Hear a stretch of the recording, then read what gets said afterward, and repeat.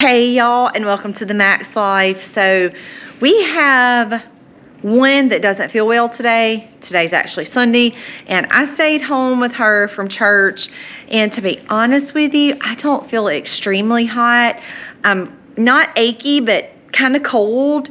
I'm not running a fever, but just kind of have a chill and a little bit of a headache. Now, Selah, I could tell yesterday didn't feel great and woke up this morning with a really bad headache.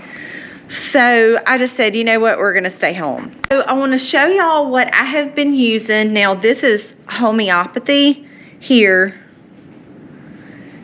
This along with some elderberry syrup in between. Now, some people have mixed emotions about homeopathy and using herbs together. In my opinion, I just alternate the two. Now, I'm not an expert. This is just what I use when we have any symptoms that start to come on, and I'm not even going to try to pronounce that word. I'll show it to y'all again. And I'm basically just going to take this and put this under her tongue.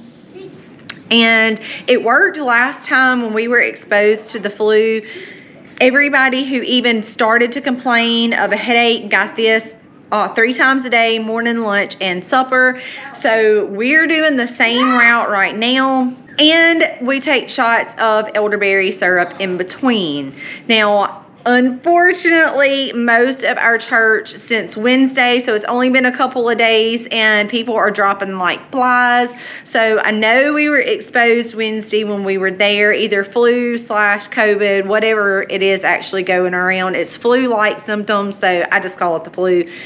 And since Selah's had a headache since this morning, this is going to be her second dose. I'm about to take my second dose as well. We'll take another dose tonight.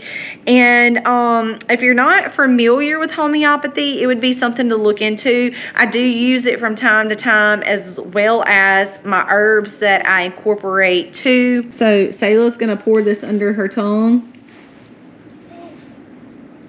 and let them dissolve. And they don't taste bad at all, do they? And I'm going to cue y'all in on what has been my best friend through allergy season, and that has been my goldenrod tincture. And it has worked miracles for my allergies as well as Aiden's. I thought that I had ran out. I had used all of my droppers. I let Colby's mom borrow some and didn't realize that she still had my jar for a couple of days. A combination of constant sneezing. When I would sneeze, I would get congested and my nose was pouring all at the same time. So not a whole lot of fun there. As soon as I got this back, I completely cleared up. I could not even move air in and out of my nose. I was literally just mouth breathing. And that typically is the case for like 3 months for Aiden and myself. But this year's the first year I have been very proactive with keeping goldenrod in my system, and it has made a huge difference. And as much as I would love to just stay in the bed under a warm heating blanket because I don't feel the best in the world, you know, life just has to go on and you have to get stuff done. Colby, I did sleep late this morning. Colby started lunch for us.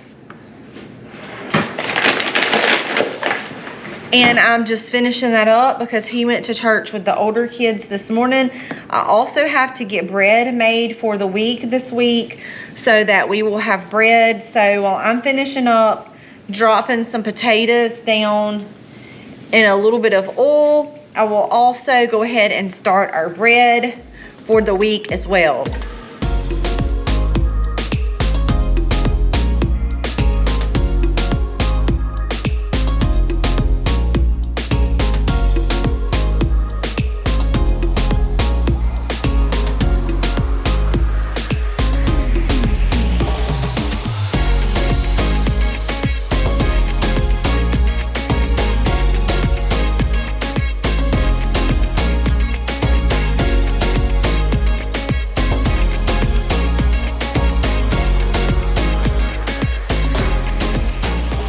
We have also had something happen that we don't have happen very often, and I'm going to show you guys Eliza's finger. If you're a little squeamish, just don't look at it. For the most part, it's glued back together pretty well, but it is still a nice gash. So Eliza injured her finger In a awkward situation, I'm gonna leave out all the details with colored pencils. She had one in her hand, and needless to say, it jabbed into her hand and left a nice sized gash with some fatty tissue sticking out. So last night I had to fix that, and I'm gonna give y'all a glimpse because we need to change her band-aids out right now.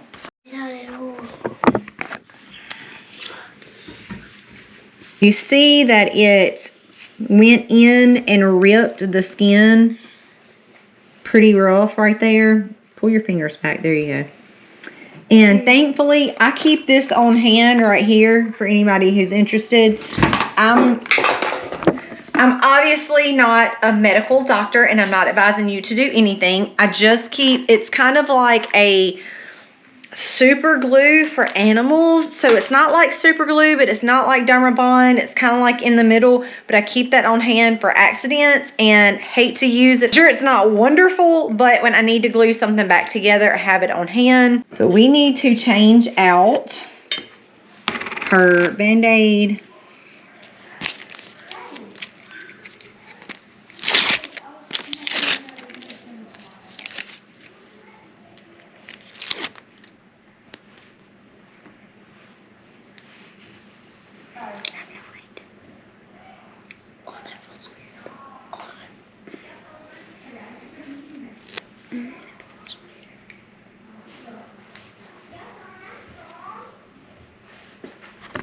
And the part that you just saw was the part where it was already glued together. So last night when it was open, I believe the pencil went in and to the side, so it left a pretty nice gash in her hand. And there was some fatty tissue that was coming out, which is why I decided to go ahead and squeeze that together and close that up once I got it to stop bleeding.